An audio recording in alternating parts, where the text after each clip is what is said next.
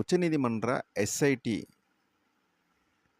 குழுவிடம் இவங்க அதாவது சிபிஐ வந்து அந்த ரிப்போர்ட்டை மாதம் மாதம் சமர்ப்பிக்கணும் அப்படின்னு சொல்லி ஒரு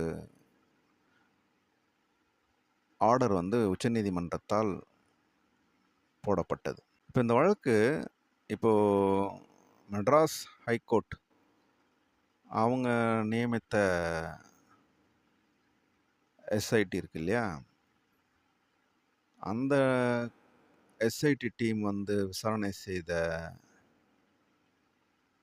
அதே வழிமுறைகளே இவங்களும் பின்பற்றுறாங்களா அப்படிங்கிற மாதிரி இப்போது தோணுது.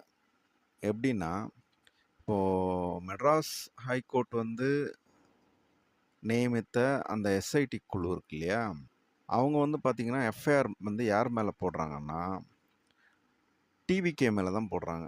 டிவிகே கட்சி மேலே தான் போடுறாங்க.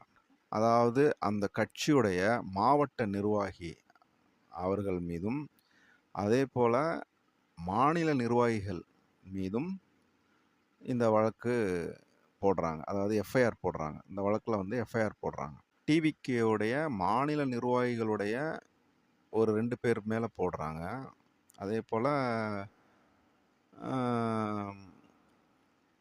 மாவட்ட நிர்வாகிகள், அதாவது டிவிகேவுடைய மாவட்ட நிர்வாகிகள் மேலேயும் சில பேர் மேலே போடுறாங்க. ஸோ அந்த மாதிரி வந்து எஃப்ஐஆர் போடுறாங்க. மெட்ராஸ் ஹைகோர்ட்டு நியமித்த எஸ்ஐடி குழு.